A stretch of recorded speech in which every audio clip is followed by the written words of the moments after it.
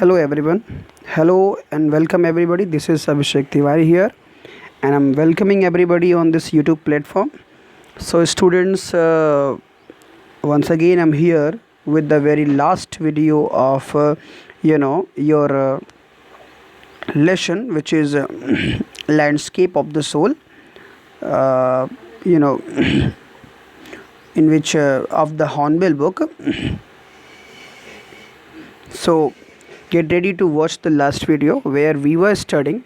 Let me get set back into the overall outlook of the story. Actually, this is nothing but a philosophy, art philosophy, tangible, intangible philosophy, where the narrator is describing about the significance of significance of the Chinese paintings.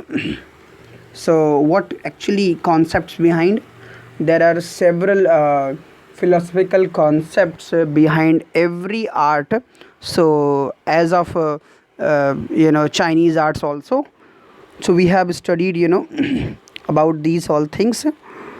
So let's move further students and see the rest part of it. आगे बढ़ते हैं students और देखते हैं इसके बाकी और हिस्से जो लास्ट इसका टॉपिक है उसको हम लोग कवर करने की कोशिश करते हैं. ऑलराइट, सो मैं अभिषेक तिवारी आप सबका फिर से स्वागत करता हूं और चलिए इस जर्नी को फाइनलाइज करते हैं, इसको फिनिश करते हैं, the last part of it. Okay, let's see the concept. Last हम लोगों ने एक कॉन्सेप्ट पढ़ा सेंशुई के बारे में.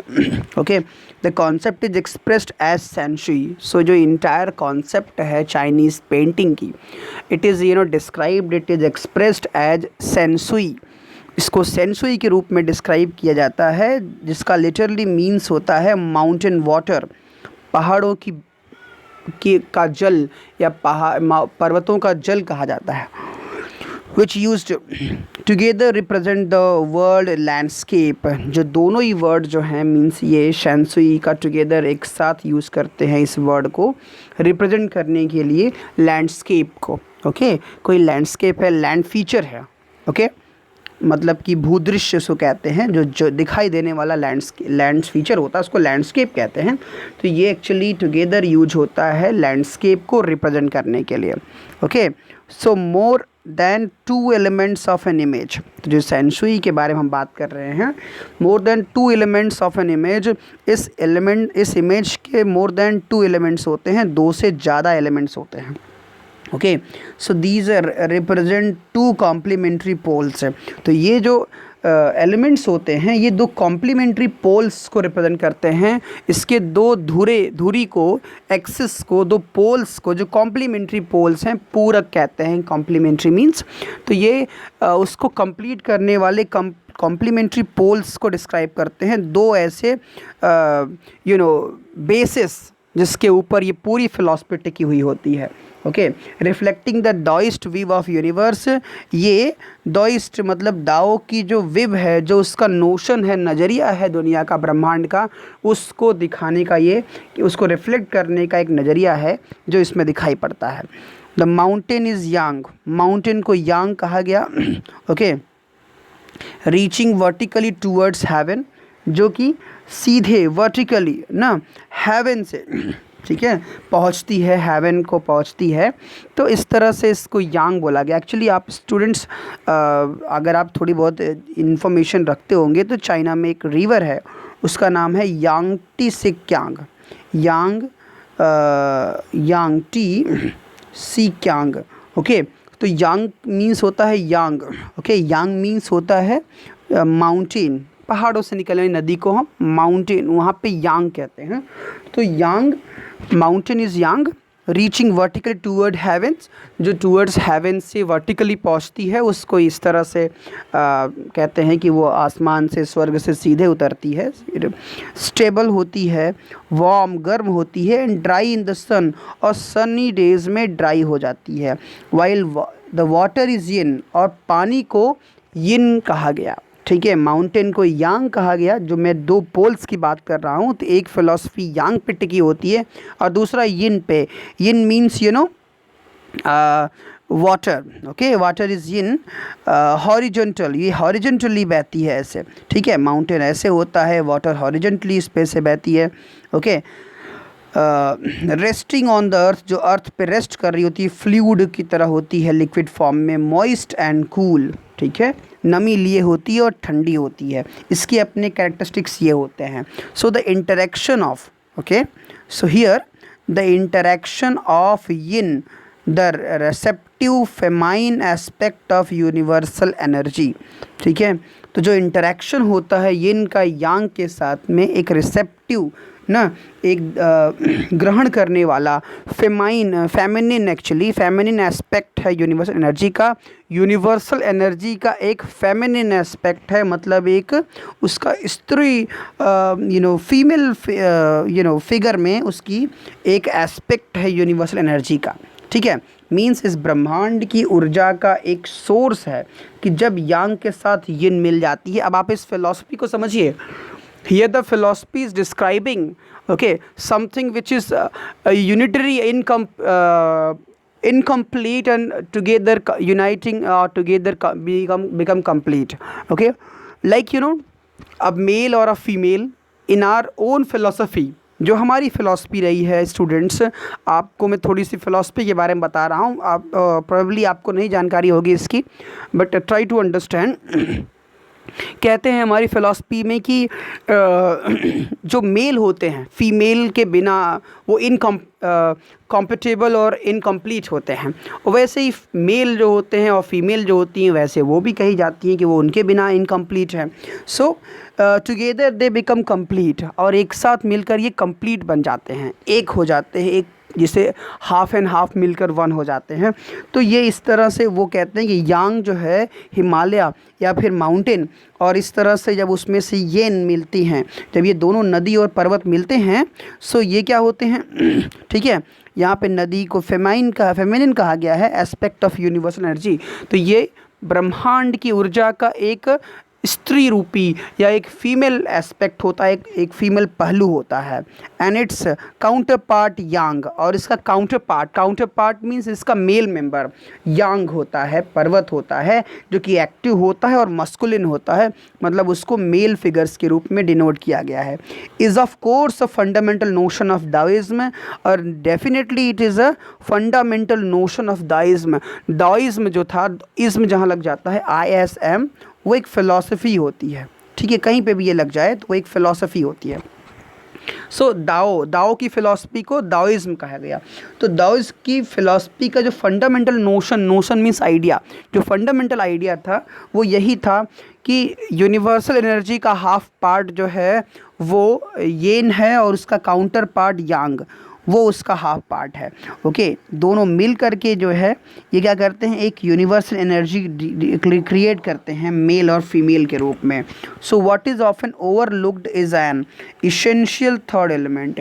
तो अक्सर जो ओवरलुक कर दिया जाता है एक और इम्पॉर्टेंट इसेंशियल एलिमेंट, वो थर्ड एलिमेंट होता है, तीसरा एलिमेंट होता है, ठीक है। द मिडिल वॉइड, वो क्या होता है, बीच का खाली स्थान, middle void, okay, middle void means space, middle space where their interaction takes place, जहाँ पे yang एंड येन का इंटरेक्शन हो, ओके, वो मिडिल स्पेस उसको वाइड कहते हैं, middle void, where there interaction take place. Now see how this philosophy is being attached to the Indian philosophy. इसको भारत की जो योगा फिलॉसफी है पतंजलि की, उससे कैसे इसको कनेक्ट किया जा रहा है। लिसन, कहते हैं कि जब ये दोनों मिलते हैं तो उनके बीच में एक स्पेस हो, एक खाली स्थान हो, where there interactions take place, जहाँ पे येन एंड यांग का इंटरेक्शन हो सके। This can be compared with the yogic practice of pranayama, okay. जो प्राणायाम होता है इंडियन योगिक प्रैक्टिस में, उससे उसको कनेक्ट किया गया है, उसको सिमिलरली बताया गया है कि प्राणायाम जैसे होता है, एक यौगिक प्रैक्टिस है, ठीक है, उससे इसको कंपेयर कर सकते हैं। आपने देखा है प्राणायाम में हम ब्रीद इन करते हैं, stay with that breath in and then after breathe out करते हैं, ओके। उसके बाद हम अपनी सांस को छोड़ देते हैं थोड़ी देर रोकने के बाद, होल्ड करने के बाद, ठीक है। तो breathe in retain and breathe out. तो ये चीज़ें जैसे प्राणायाम में होती है वैसे उसमें भी, अब आप सांस लेते हैं, खींचते हैं, फिर रोकते हैं, फिर सांस को छोड़ते हैं, उसके बीच में जितनी देर आप सांस को रोकते हैं वही आपकी मेडिटेशन होती है, ठीक है, वही ध्यान लगाना होता है। तो the suspension of breath in void where meditation occurs, तो सस्पेंशन जो ब्रीथ का होता है थोड़ी देर के लिए, जो खाली स्पेस बनता है प्राणायाम में, उसी को वहीं पे मेडिटेशन ऑकर होता है, वहीं पे मेडिटेशन होता है। तो ये फिलॉसफी है, इंडियन फिलॉसफी है प्राणायाम की। So the middle void is essential. तो यहाँ बताया गया कि जो मिडिल वॉइड है, जहाँ पे दोनों दो डिफरेंट पावर्स इंटरेक्ट करते हैं, वो बहुत ही इम्पॉर्टेंट है। Nothing can happen without it, इसके बिना विश्व में, दुनिया में कुछ भी नहीं है। तो जो इंडियन फिलॉसफी है या किसी फिलॉसफी में, वहाँ क्या कहा गया है कि जब मेल एंड फीमेल की इंटरेक्शंस होते हैं तभी जा कर के इस दुनिया का मैनिफेस्टेशन होता है, ठीक है। तो ये मैनिफेस्टेशन के लिए दुनिया के इसकी बहुत इंपॉर्टेंस होती है कि दोनों के बीच में एक मिडिल वॉइड हो जहाँ इंटरेक्शन हो सके। Hence the importance of the white unpainted space in Chinese landscape. इसलिए जो वाइट एक स्पेस है, अनपेंटेड स्पेस है चाइनीज़ लैंडस्केप पेंटिंग में, उसमें जो एक पेंटेड स्पेस है उसका, उस वाइट प्लेस का भी अपना एक इम्पॉर्टेंस होता है। This is also where man finds a fundamental role, ठीक है, जहाँ पे पुरुष जो है व्यक्ति पाता है कि उसका अपना एक फंडामेंटल रोल होता है इन चीज़ों में। So in that space between heaven and earth, so इस स्पेस में जहाँ पे हेवन और अर्थ मिलते हैं, ही becomes the conduit of communication, वो इस कम्युनिकेशन का कंडुइट या उस कम्युनिकेशन को कनेक्ट करने वाला बन जाता है between both poles of the universe, ठीक है। तो इन यूनिवर्स के दोनों पोल्स का मेन जो होता है, जो आर्टिस्ट होता है, वो इन दोनों का कंड्यूट ऑफ कम्युनिकेशन, मतलब इनको कनेक्ट करने वाला ब्रिज कहलाता है, ठीक है, इन दोनों पोल्स ऑफ यूनिवर्स को। हिज प्रेजेंस इज इसेंशियल, तो इसलिए उस थर्ड इसेंशियल एलिमेंट का होना बहुत ही महत्वपूर्ण होता है। Even if it is only suggested, केवल अगर ये सिर्फ सजेस्ट किया जाए, far um from being lost और oppressed, okay, from being lost और oppressed by the lofty peaks, जहाँ पे वो बीइंग लॉस्ट और ऑप्रेस्ड, वो लॉस्ट हो जाता है या ऑप्रेस होता है बाय लॉफ्टी पीक्स ना, जहाँ पे नदियाँ जो है जाके गुम हो जाती हैं या फिर उसमें ऑप्रेस या टॉर्चर हो जाती हैं बाय लॉफ्टी, ऊंचे ऊंची चोटियों में। So he is in François Cheng's wonderful expression, तो फ्रैंकोइस चेंग के जो एक अद्भुत जो है एक्सप्रेशन है, उसमें इसको इस स्टेटमेंट के द्वारा एक्सप्लेन किया गया कि the I of the landscape, कि इस चीज़ को उस पेंटिंग में इसको आई ऑफ द लैंडस्केप कहा गया, जहाँ से या जिस नज़रिए से इस पेंटिंग को देखा और इस पेंटिंग के थ्रू जो है यूनिवर्स को समझा जा सकता है। That is what all about for the explanation of this landscape of the soul. Hope guys आपको ये समझ में आया होगा। And how did you feel it, please comment me. Subscribe करना ना भूलें अगर आप ये वीडियो अगर आपको ये वीडियो पसंद आया तो सब्सक्राइब करने के साथ साथ बेल आइकन प्रेस कर, जिससे कि आने वाले वीडियोस की नोटिफिकेशंस मिलते रहें। एंड इसके साथ साथ कमेंट, शेयर, सब्सक्राइब, लाइक करना ना भूलें। Thank you, have a good day everyone.